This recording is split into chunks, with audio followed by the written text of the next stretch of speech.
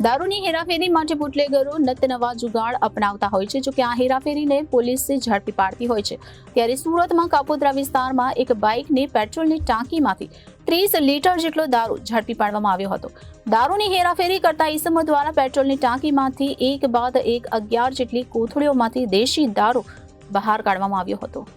આજરોજ કાપોદ્રા પોલીસ સ્ટેશનના surveillance staff પેટ્રોલિંગમાં હતા. તે દરમિયાન બાતમીના આધારે વરાછા રોડ ગણેશ પાનની સામે જાહેર રોડ પરથી એક યુનિકોર્ન બોસામાં પેટ્રોલની ટાંકીમાં ચોરખાનું બનાવી જેમાં દેશી દારૂ સંતાડી ગેરકાયદેસર રીતે દેશી દારૂની હેરાફેરી કરતા એક ઈસમ ભરત મનુભાઈ રાઠોડ જે રહે ઉમરા ગામ તાલુકો ઓલપાડ જિલ્લો સુરતને ઝડપી પાડી કુલ 30 લીટર દેશી દારૂ જેની કિંમત ₹600 તથા એક મોસા કિંમત ₹40,000 તથા એક મોબાઈલ જેની કિંમત ₹7,000 મળી કુલ ₹47,600 ની મત્તા કબજે કરી પ્રોહિબિશન અધિનિયમ મુજબ કાયદેસરની કાર્યવાહી કરી હતી. જેમાં મળતી માહિતી પ્રમાણે આજ રોજ કાપોદ્રા પોલીસ સ્ટેશનના સર્વેલન્સ સ્ટાફ પેટ્રોલિંગમાં હતું. તે દરમિયાન બાતમીના આધારે વરાછા રોડ ગણેશ પાનની સામે જાહેર રોડ પરથી એક યુનિકોર્ન બાઇક ચાલકને ઝડપી પાડવામાં આવ્યો હતો.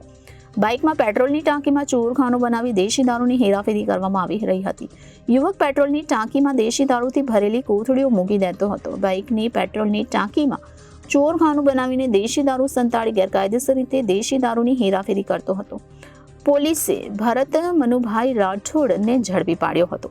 પોલીસે કુલ 30 લીટર દેશી દારૂ જેની કિંમત ₹600 અને એક બાઇક જેની કિંમત ₹40,000 અને એક મોબાઈલ જેની કિંમત ₹7,000 મળી કુલ ₹47,600 ની મત્તા કબજે કરી હતી. પોલીસે ભારત સામે પ્રોહિબિશન અધિનિયમ મુજબ કાયદેસરની કાર્યવાહી હાથ ધરી હતી. Reporter Hitesh Prajapati, Janadesh news, Surat.